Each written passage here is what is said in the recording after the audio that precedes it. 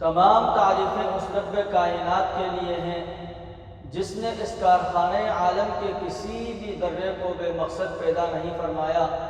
وہ ایسا زبردست ہے، کوئی شے اس سے علم اور ارادے سے چھپ نہیں سکتی، نہ کوئی اس سے بچ سکتا ہے۔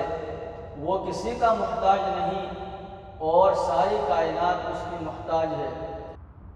الحمد للہ الذی علمنا ما لم نکن نعلم، والصلاة والسلام على سید الخلق محمد وعلى آلہ وصحبہ وسلم تسلیما کثیرا، اما بعد۔ ناظرین محترم، مقصد تخلیق کائنات، اس موضوع پر بات چل رہی تھی اور کائنات کی تخلیق کے بعد فرشتوں کی تخلیق کے متعلق بات چیت جاری تھی، اور اللہ تبارک و تعالیٰ نے مختلف فرشتوں کو پیدا فرما کر مختلف کام ان کے ذمے لگائے ہیں۔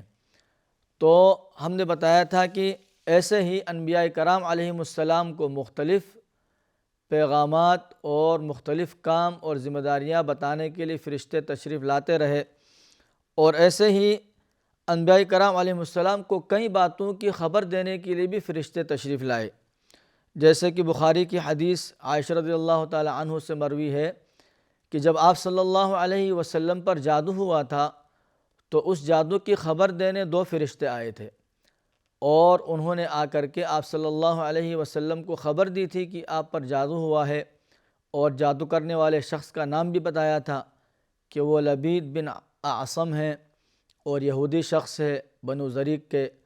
اور پھر آپ صلی اللہ علیہ وسلم صحابہ کرام کے ساتھ جا کر کے جس جگہ وہ جادو دفن تھا اس کو نکال کر کے اس کو پھر آپ نے دفن کر دیا تھا۔ اور پھر قرآن پاک میں فرشتوں کا دوسرے انبیاء اور غیر انبیاء سے کلام اور ان تک اللہ کا پیغام پہنچانے کا ذکر بھی ہے، کیونکہ سورۃ الشعراء کے مطابق یہ ناممکن ہے کہ اللہ تبارک و تعالیٰ کسی بندے سے کلام کرے الا یہ کہ وحی کے ذریعے یا پردے کے پیچھے سے یا پھر فرشتے کو بھیج کر کے۔ سورۃ الشعراء یہ اس کی آیت نمبر 51 ہے۔ اعوذ باللہ من الشیطان الرجیم، وما كان لبشر ان يكلمه الله الا وحيا او من وراء حجاب او يرسل رسولا فيوحي باذنه ما يشاء انه علی حکیم۔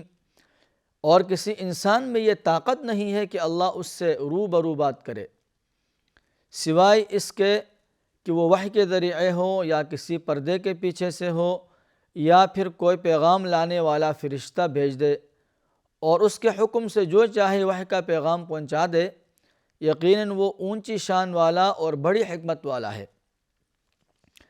اور پھر سورہ حجر میں فرشتے کی حضرت ابراہیم علیہ السلام سے بات چیت کا ذکر ہے۔ اللہ تبارک و تعالیٰ کا ارشاد ہے وَنَبِّئْهُمْ عَنْ ضَيْفِ إِبْرَاهِيمَ إِذْ دَخَلُوا عَلَيْهِ فَقَالُوا سَلَامًا قَالَ إِنَّا مِنْكُمْ وَجِلُونَ۔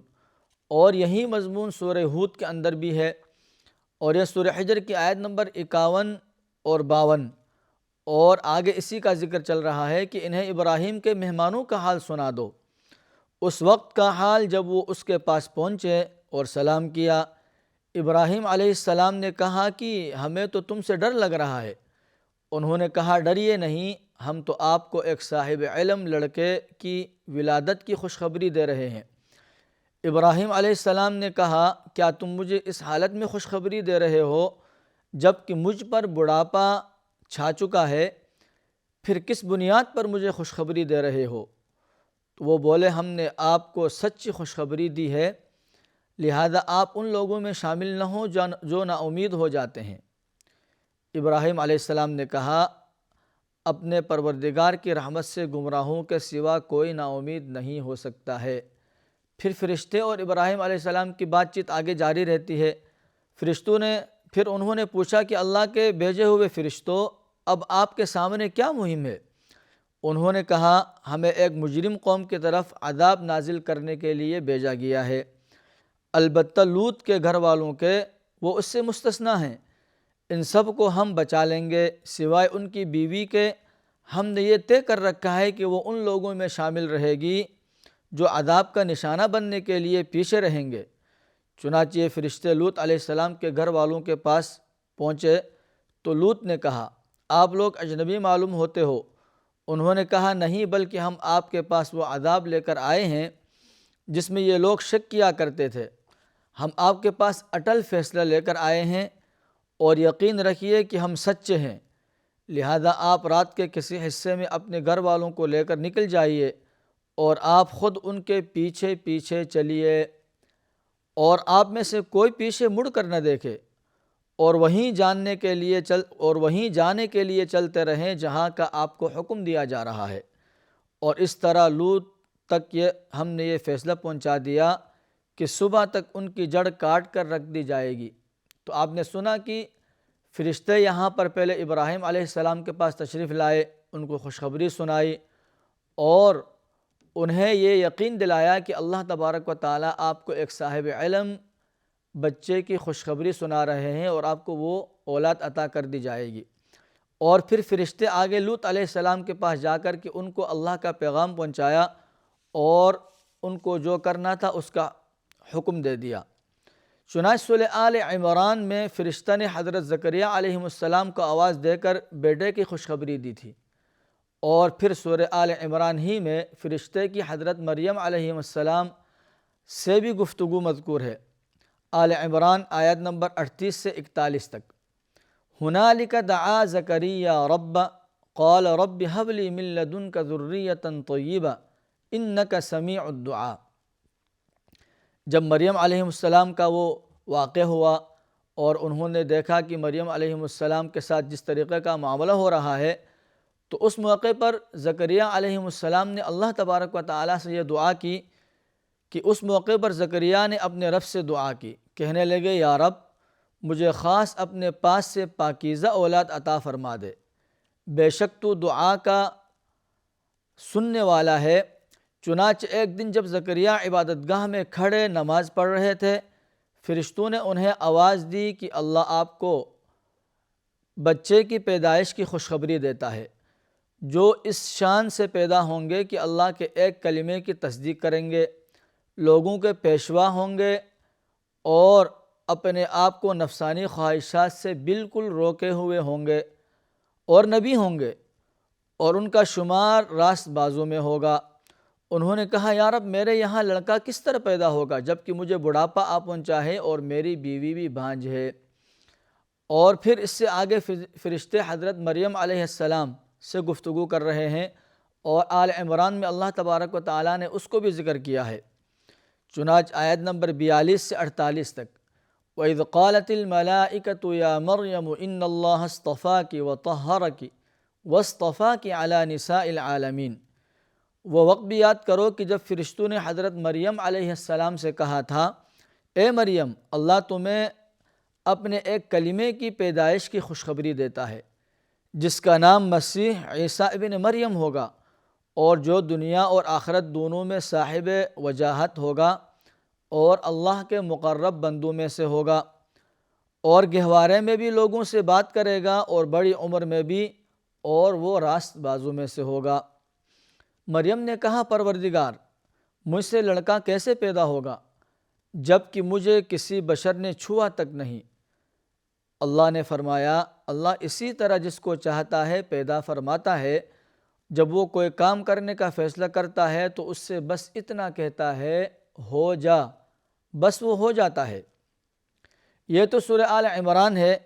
اس کے علاوہ سورہ مریم میں بھی فرشتوں کی زکریا اور مریم علیہ السلام سے مکالمہ مذکور ہے، اور سورہ ہود میں بھی حضرت ابراہیم علیہ السلام کی بیوی حضرت سارہ علیہ السلام کو پہلے ایک بیٹا اسحاق اور اس کے بعد یعقوب کی خبر دینا مذکور ہے۔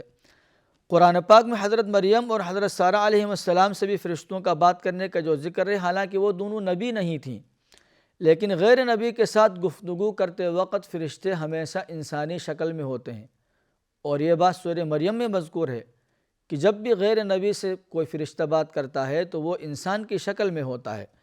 چنانچہ سورہ مریم کی آیت نمبر 17 اور 18 آپ پڑھیے وَاذْكُرْ فِي الْكِتَابِ مَرْيَمَ إِذِ انتَبَذَتْ مِنْ أَهْلِهَا مَكَانًا شَرْقِيًّا فَاتَّخَذَتْ مِنْ دُونِهِمْ حِجَابًا فَأَرْسَلْنَا إِلَيْهَا رُوحَنَا فَتَمَثَّلَ لَهَا بَشَرًا سَوِيًّا۔ کہ اس موقع پر ہم نے ان کی طرف اپنی روح یعنی ایک فرشتوں کو بھیجا جو ان کے سامنے ایک مکمل انسان کی شکل میں ظاہر ہوا۔ تو جب بھی کسی غیر فرشتے سے جب بھی کسی غیر نبی سے فرشتے نے بات کی ہے تو وہ انسان کی شکل میں نمودار ہوا ہے۔ بلکہ بخاری شریف کی ایک حدیث کے مطابق بنی اسرائیل کے کچھ لوگ ایسے بھی تھے جو نبی تو نہیں تھے لیکن فرشتے ان سے بات کیا کرتے تھے، اور یہ بخاری کی حدیث ہے۔ عن ابی ہریرہ رضی اللہ عنہ قال قال رسول اللہ صلی اللہ علیہ وسلم لقد كان في من كان قبلكم من بني إسرائيل رجال يكلمون من غير أن يكونوا أنبياء فإن يكن من أمتي منهم أحد فعمر۔ آپ صلی اللہ علیہ وسلم نے فرمایا کہ تم سے پہلے بنی اسرائیل کے امتوں میں کچھ لوگ ایسے تھے جو نبی تو نہیں ہوتے تھے لیکن اس کے باوجود فرشتے ان سے کلام کرتے تھے۔ اگر میری امت میں سے کوئی شخص ایسا ہو سکتا ہے تو وہ عمر ہیں رضی اللہ تعالی عنہ۔ فرشتوں کا لوگوں کے گھروں میں آنے جانے کا ذکر احادیث میں کثرت سے ملتا ہے، لیکن ایک موقع ایسا ہے جہاں یہ فرشتے فوراً پیچھے ہٹ جاتے ہیں، یعنی کسی کے گھر سے پیچھے ہٹ جاتے ہیں، اور نبی کریم صلی اللہ علیہ وسلم نے فرمایا فرشتے ان گھروں سے پیچھے ہٹ جاتے ہیں جہاں کتا یا تصویر ہو، اور یہ بخاری کی حدیث نمبر 3322 ہے۔ عن ابی طلحہ رضی اللہ عنہ عن النبی صلی اللہ علیہ وسلم قال لا تدخل الملائکۃ بیتا فیہ کلب ولا سورہ۔ نبی کریم صلی اللہ علیہ وسلم نے فرمایا کہ رحمت کے فرشتے ان گھروں میں داخل نہیں ہوتے جن میں کتا یا جاندار کی تصویر ہو، لیکن کچھ فرشتے ایسے ہیں جن کا احادیث میں خصوصی طور پر آنے کا ذکر ملتا ہے۔ مثلا مسلم کی ایک حدیث ہے کہ حضرت جبرائیل علیہ السلام آپ صلی اللہ علیہ وسلم کے پاس بیٹھے ہوئے تھے کہ آسمان سے ایک ایسی آواز آئی جیسے دروازہ کھلنے کی آواز ہوتی ہے۔ حضرت جبرائیل علیہ السلام نے سر اوپر آسمان کی طرف اٹھایا اور کہا آج آسمان میں وہ دروازہ کھلا ہے جو آج سے پہلے کبھی نہیں کھلا، اور اس میں سے ایک فرشتہ اترا ہے جو آج سے پہلے کبھی زمین پر نہیں اترا۔ اس فرشتے نے آپ صلی اللہ علیہ وسلم کو سلام کیا اور آپ کو مبارک دی، اور پھر آپ کو 2 نور ملنے کی خوشخبری دی، اور کہا کہ آج سے پہلے یہ نور کسی نبی کو نہیں دیے گئے لیکن یہ آپ کو دیے جائیں گے۔ ان میں سے پہلا نور سورہ فاتحہ ہے اور دوسرا نور سورہ بقرہ کی آخری آیات، اور یہ مسلم کی حدیث نمبر 1877 ہے۔ عن ابن عباس رضی اللہ عنہ قال بینما جبریل قاعد عند النبی صلی اللہ علیہ وسلم سمع نقیضا من فوقه فرفع رأسه فقال هذا باب من السماء فتح اليوم لم يفتح قط إلا اليوم، فنزل منه ملك فقال هذا ملك نزل إلى الأرض لم ينزل قط إلا اليوم، فسلم وقال أبشر بنورين أوتيتهما لم يؤتهما نبي قبلك، فاتحة الكتاب وخواتيم سورة البقرة، لم تقرأ بحرف منهما إلا أعطيت۔ کہ حضرت ابن عباس رضی اللہ عنہ سے روایت ہے کہ جبرائیل علیہ السلام نبی اکرم صلی اللہ علیہ وسلم کے پاس بیٹھے ہوئے تھے کہ اچانک انہوں نے اوپر سے ایسی آواز سنی جیسے دروازہ کھلنے کی آواز ہوتی ہے، تو انہوں نے اپنا سر اوپر اٹھایا اور کہا آسمان کا یہ دروازہ آج ہی کھولا گیا، آج سے پہلے کبھی نہیں کھولا گیا تھا، اور اس سے ایک فرشتہ اترا ہے۔ تو انہوں نے کہا یہ ایک فرشتہ زمین پر اترا ہے اور یہ آج سے پہلے کبھی زمین پر نہیں اترا۔ اس فرشتے نے سلام کیا اور آپ صلی اللہ علیہ وسلم سے کہا آپ کو 2 نور ملنے کی خوشخبری ہو جو آپ سے پہلے کبھی کسی نبی کو نہیں دیے گئے۔ پہلا نور سورہ فاتحہ ہے اور دوسرا نور سورہ بقرہ کی آخری آیات ہیں۔ آپ ان دونوں میں سے کوئی جملہ بھی نہیں پڑھیں گے مگر وہ آپ کو عطا کر دیا جائے گا۔ اللہم ارزقنا، اللہ تعالی ہمیں بھی اس کی توفیق عطا فرمائے۔ پھر مسند احمد میں ایک روایت ہے کہ آپ صلی اللہ علیہ وسلم نے سلمہ رضی اللہ عنہ سے فرمایا تھا کہ مجلس کو درست اور ٹھیک ٹھاک کر دیں، کیونکہ آج وہ فرشتہ آ رہا ہے جو آج سے پہلے کبھی زمین پر نہیں آیا، اور یہ وہ فرشتہ تھا جس نے آپ صلی اللہ علیہ وسلم کو حضرت حسین رضی اللہ عنہ کے قتل ہونے کی خبر دی تھی، اور وہ سرخ مٹی بھی دکھائی تھی جہاں حضرت حسین رضی اللہ تعالی عنہ نے شہید ہونا تھا۔ یہ مسلم کی حدیث نمبر 1242 ہے۔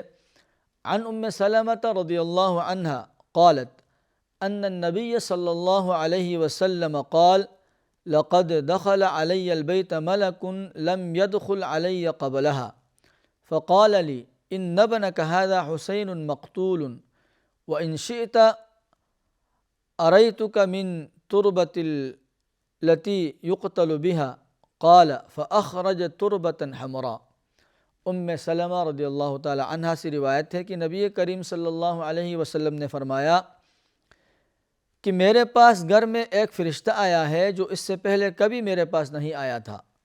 اس نے بتلایا ہے کہ آپ کا یہ بیٹا حسین قتل ہوگا، اگر آپ چاہیں تو آپ کو اس سرزمین کی مٹی دکھاؤں، اور جہاں یہ قتل ہوگا پھر اس نے سرخ مٹی دکھائی۔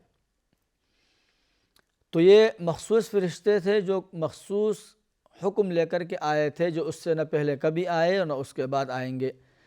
لیکن یہاں سوال یہ پیدا ہوتا ہے کہ یہ فرشتے زمین پر آتے کیسے ہیں، اور جب زمین پر آتے ہیں تو زمین سے واپس کیسے جاتے ہیں؟